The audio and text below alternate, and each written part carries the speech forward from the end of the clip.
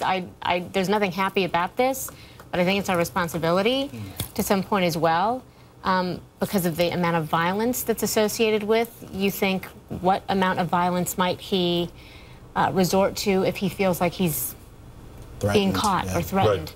Right. So obviously with me, HLN law enforcement analyst Mike Brooks, attorney John Phillips, Lynn Barry, psychologist Judy Ho is in LA. And kind of back that up a little bit. I mean, this was one of the last posts, a quote from W.M. Lewis that says, "The tragedy of life is not that it ends so soon, but that we wait so long to begin it." I want to bring Judy into the conversation here. I'm looking at this thinking, okay, could the loss of his job and the potential loss of his home cause him to suddenly become this violent person that nobody knew before?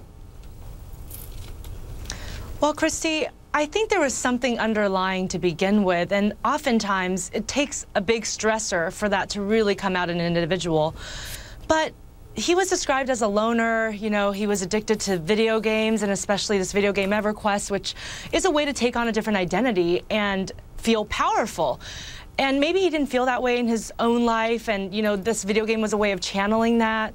And it's a way of escaping from his life, which was deteriorating more and more after time. And so I really think that all of these stressors together was a huge break for him. Well, how do we get, let me ask you that, Judy, how do we get teenagers to recognize, okay, this is a secret that I have to keep to myself, but this is a secret that I need to tell somebody about? How do we drill that into them?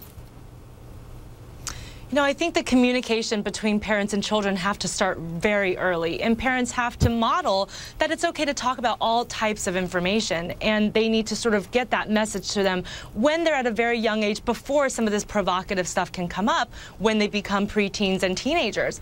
And I think sometimes, you know, there are parents who, they don't want to believe something negative is happening, and so they push away the negative content. No, that's not really happening. Don't say that. This is somebody we trust. And, you know, actually people like this, you know, people who kidnap, people who murder, they're always surprising, you know, to their neighbors and friends. Everybody seems to think that they're nice, and there's a way that they have about them to sort of pull these people in, right? They have to get that trust to get close enough. And so I think parents have to start educating their children at a very young age that, you know, that here are the steps that you need to take if anything is concerning, and if you don't want to come to us, here are some other people that you can go to, like your teachers, maybe a counselor, and just give them some options, right? Even hotlines, so that if they don't feel comfortable going to their parents, there are these other options, because sometimes kids just don't feel that level of comfortability with their own parents. What about destroying relationships? This is your wheelhouse. We have 15 seconds.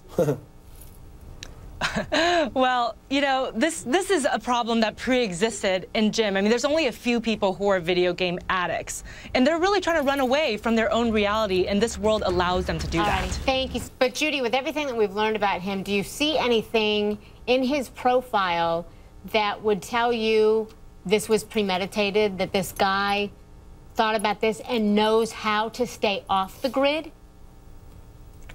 Absolutely. You know, I mean, I want to bring back that video game addiction to EverQuest that he had. You know, this is a strategy game. It takes a lot of patience to succeed in this game. You know, you have to really plan out your next steps. It's really about longevity in this game. Your character can get killed, and you won't be able to bring that character back. And so I think he's had tons of practice in this video game arena about how to plan out, how to attack. I mean, that's part of the game, too. And so I think that he's really using this. He's probably thought about this for months. And there's this kind of calm, cool, and collected, creepy thing about his personality profile that's really kind of seeping in here. Okay, so real quickly, getting back to the video game thing. Is there a chance that people who play it as intensely as he apparently did, that there becomes a blurred line between that and reality? Absolutely. They use it oftentimes as a way to get things they're not getting in their real lives. And so if he's not getting the kind of social connection he wants in his real life, he might be getting it through this game. The number of hours that's been reported that, you know, by his ex-wife that he was playing this game, it's, you know, that kind of shows how involved he was.